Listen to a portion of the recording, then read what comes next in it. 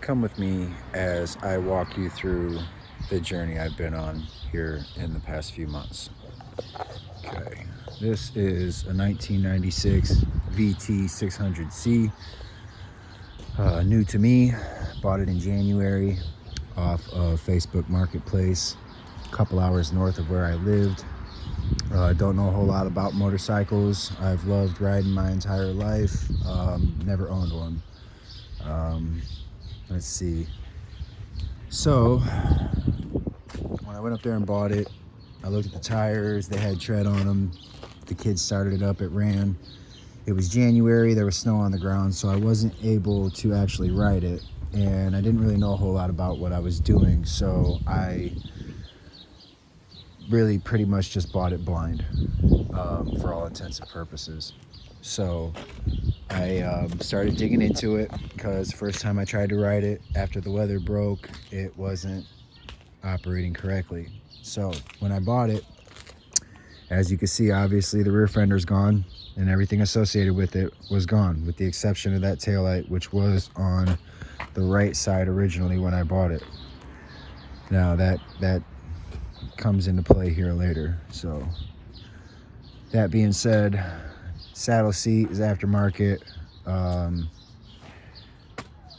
When I bought it in January, I got a U-Haul, and it cost me a whole bunch of money to drive a whole bunch of miles to pick up this bike for not so much money. Anyways, I brought it home, walked up this walk here, got a coworker of mine to help me get up them stairs and into that door, and in my front room it sat while it was freezing outside, and from there I started tinkering with it. So first thing I did was turn signals. A couple of bucks on Amazon, not too bad. I ordered the red tinted bulbs aftermarket because they don't sell those at the auto parts stores off the shelf, and it took forever to get here for some reason. But either way, wired them in. I had to chase wires and figure out what was what, and thank God that the stock wiring was pretty well all intact, because I was able to download the manual off of TJ Brutal Customs website for this particular bike, and more on that here in a second. So that being said, I went through the process of disassembling the seat, getting it uninstalled, and looking at what I was looking at, trying to chase the wires. Figured out what they were, what was what, and what have you. Wired it in. Problem was, I didn't really know what I was doing. Again, I just wired it as if I was wiring in a speaker. You know, back in my old teenage years, back when we used to put, 5 subwoofers into one port, because we thought we were bumping. Anyways, I digress. Come to find out, that didn't last long. So I would learn firsthand down the road, but ultimately, as the process went, this is how it unfolded. So I wired them in. I wasn't getting any blinking action, so I found out the relay and the module needed to be replaced. Simple, real cheap. Ordered them secondhand off of the Amazon, got those. And then also this switch for the turn signals was not on the bars properly. These are aftermarket bars. These are called Z bars. A lot of people put these on this bike, I've noticed. And they do look good on it, but I'm just not a fan of them. More on that here in a second. But the point is, the switch here itself is designed for the stock bars. It has a tab on the bottom side of the housing that fits into a notch in the bottom of the stock bars. So there is no notch on here. On these new bars, I didn't have a drill, so I went ahead and took some side cuts. I nipped that notch off, and now it no longer sits open. I mean, there's still a bit of a gap right there that I'm not happy with, but that's just nitpicking at this point. I hit it with some white lithium grease. It no longer sticks. It functions perfectly. Turn signals operate. Problem is again, I twisted the wires together and wrapped them with electrical tape. Now I came across a video not too long ago that it was by TJ Brutal Customs. He just recently released it, and it was things you don't want to see on your bike. and believe it or not, electrical tape was on that list. So it kind of threw me for a loop. I wouldn't have expected that, but it makes sense when you think about it. All the vibrations, all the elements, everything that this wiring is ultimately going to get exposed to, you know, it doesn't make sense to have such a chintzy connection as far as even braiding the wires together and taping them. So what I did is I couldn't find any insulation-less butt connectors off the shelf, so I just went ahead and bought some regular butt connectors and cut the heat shrink off of it myself, and then bought some tubes. You know, here's an example of it. I'll get to this in a minute, but there's an example of what I did. I went back through all my wiring and I rewired it all, so it's all correct now. So I mean, it's on there. None of that's moving, and I love it. So that's good news.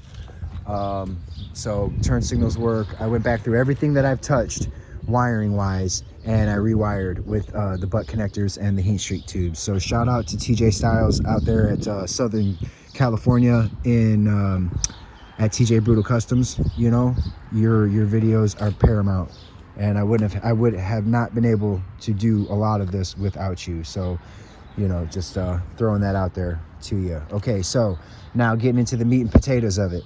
So when I initially started looking over this bike, first thing I noticed is there's no breather box. There's no air box, okay? Which kind of concerned me. So I thought that at first I'm running open carburetors. Now I don't know a whole lot, but I know a little bit about a little bit. And I know that having wide open air into your carburetor can't be good for your engine or your carburetor or anything for that matter because of all the elements. So anyways, upon further inspection, I find out that it has a velocity stack, right? So I'm thinking I'm dealing with a single carb. You know, I was way off base. Come to find out, it's a dual carb. There's another velocity stack on my other carburetor, right? I had to learn all this the hard way. So I started tearing into it, and I see that emblem right there. You guys know that? That's TJ Brutal's emblem, right?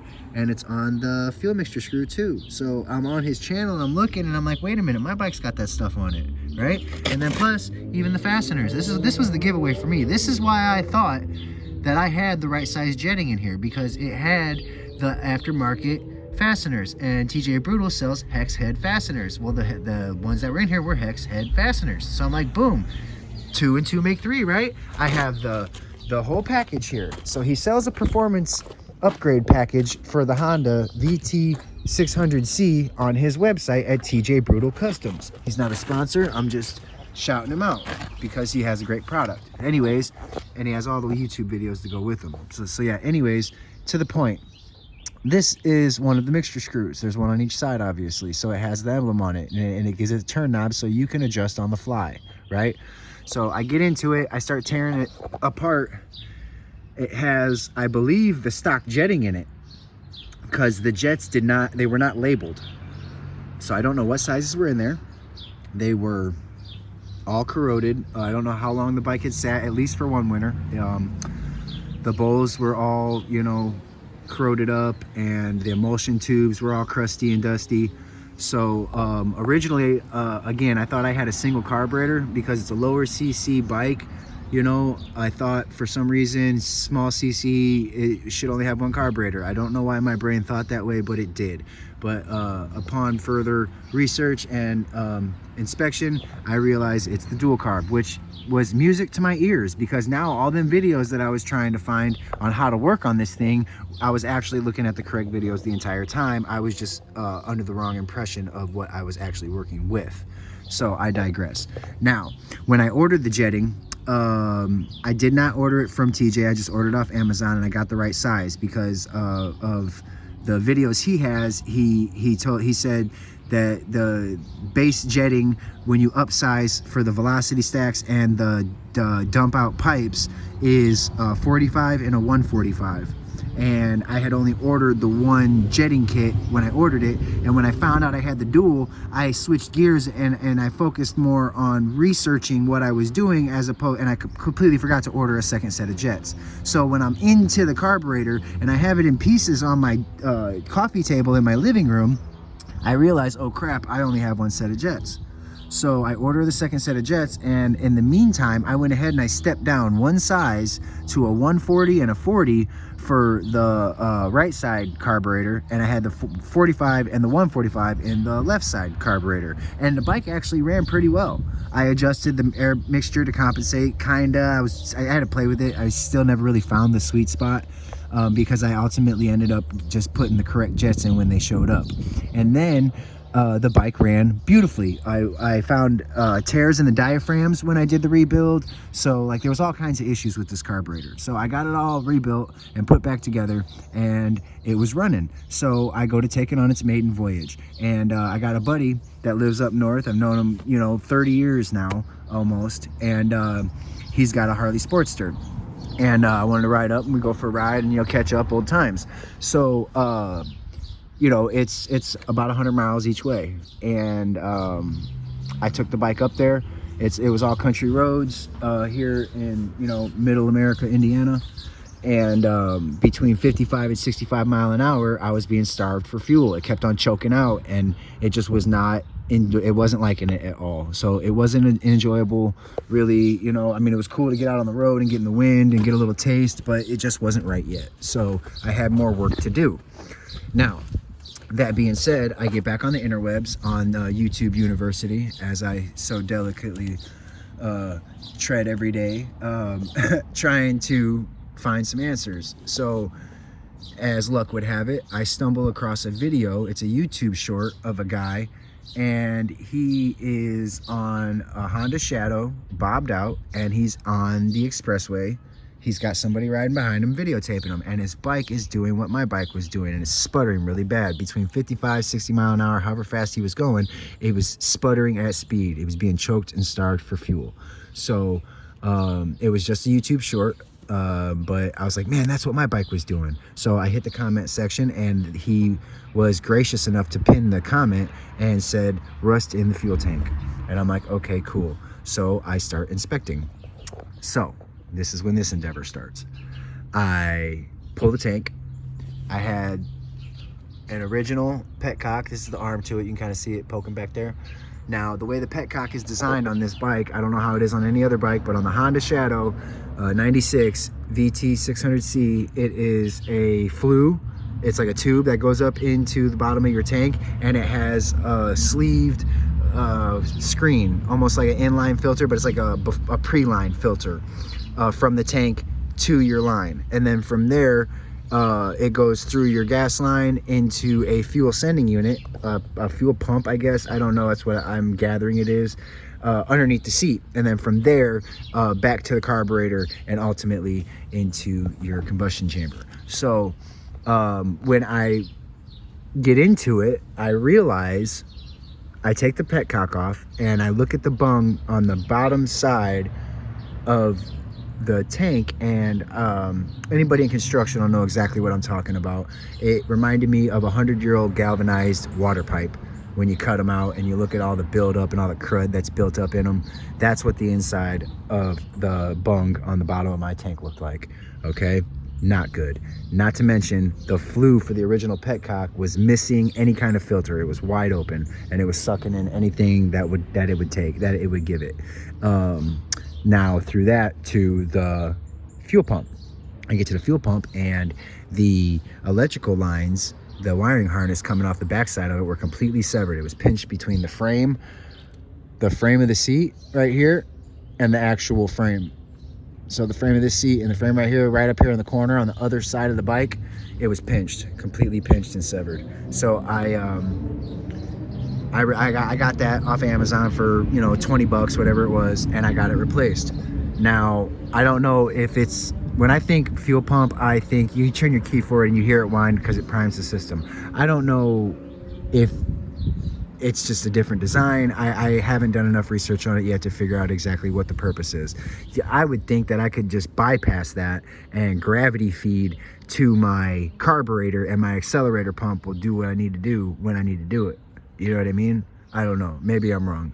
I know Honda way over engineers their shit, so I don't know really what all I can, you know, keep and delete and what have you. Another reason why I love TJ Brutal Customs channel, because he he does all that stuff, and he sells all the stuff to make it your own, and it's just so cool. I love it. Very educational. Him, and I also, when I was struggling with this carburetor, I also came across Motorcycle MD.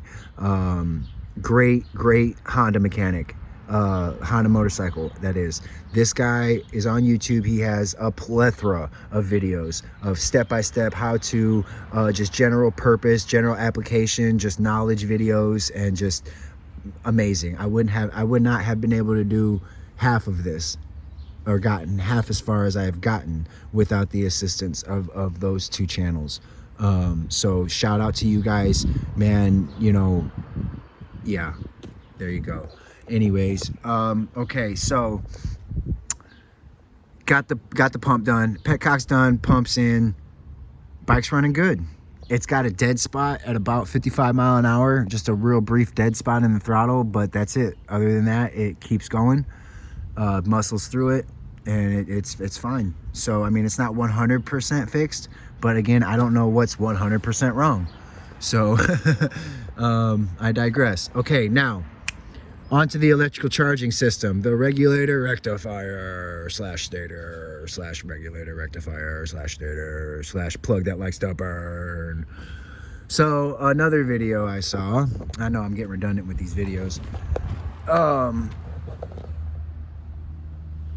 wiring plug that used to be here is known for holding resistance back from the stator, and it melts. I have the old one inside. It looks like a wad of burnt popcorn seeds. It's just, I couldn't even pull the wiring harness apart. So I went ahead and bypassed it.